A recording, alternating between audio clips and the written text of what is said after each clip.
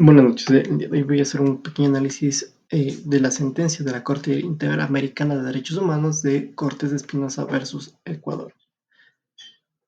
Recordemos que este caso de Cortes de Espinosa versus Ecuador es un precedente clave en la Corte Interamericana de Derechos Humanos, pues evidencia cómo el Estado ecuatoriano vulneró derechos fundamentales como la libertad personal, el debido proceso y la protección judicial efectiva. El objetivo de mi explicación es analizar las violencias a los derechos humanos y evaluar el impacto del fallo en el sistema judicial ecuatoriano que hubo en su momento. Demuestra cómo las detenciones arbitrarias pueden convertirse en una práctica sistemática. También refuerza la necesidad de garantizar procesos penales justos e imparciales y sienta un precedente en la jurisprudencia de la Corte Interamericana dictando futuras decisiones judiciales en América Latina. En el caso de Cortés Espinosa, él tuvo dos detenciones de manera arbitraria y sin orden judicial. Ambas detenciones fueron medidas excesivas y abusivas. Recordemos que también hubo falta de garantías procesales contra Cortés Espinosa, el cual estuvo incomunicado y no tuvo acceso a ningún tipo de defensa adecuada. Los derechos que fueron violados de parte directamente para el señor Cortés fue el derecho a la libertad personal, a las garantías judiciales y a la protección judicial efectiva. Recordemos que en este caso se puede evidenciar como la falta de dependencia judicial y la politización del sistema pueden derribar en detenciones arbitrarias.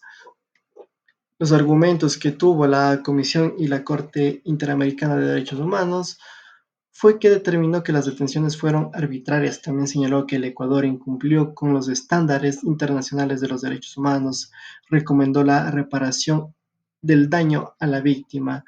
Las decisiones que tomó la Corte Interamericana de Derechos Humanos también fue que ordenó las medidas de reparación, incluyendo indemnización y medidas de no repetición. También reafirmó que el Ecuador debe garantizar que las detenciones respeten el marco legal y constitucional.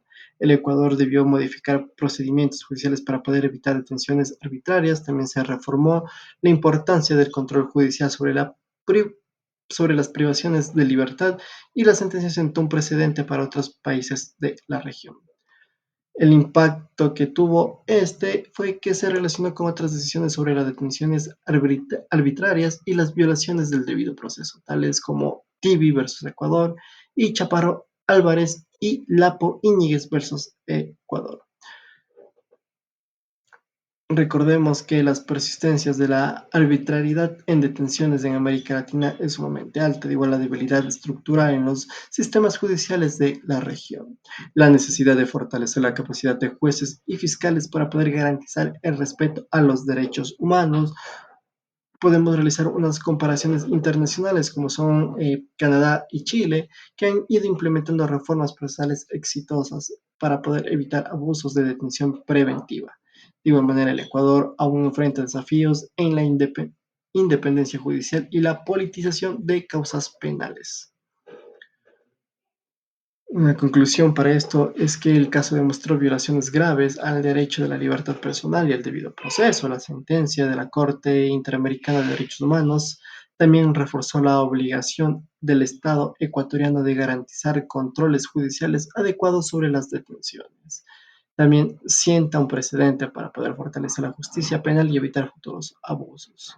Una de las soluciones que existen es la capacitación judicial, los mecanismos de supervisión, que hay un mayor control sobre las detenciones preventivas. De igual manera, la modernización del sistema de justicia para que se implemente tecnologías para que se pueda agilitar trámites y reducir la arbitrariedad. Una reflexión final, se puede mencionar que el fallo de Cortes de Espinosa versus Ecuador es un llamado directamente a la atención sobre la importancia del debido proceso y la independencia judicial en el respeto de los derechos humanos. Muchas gracias.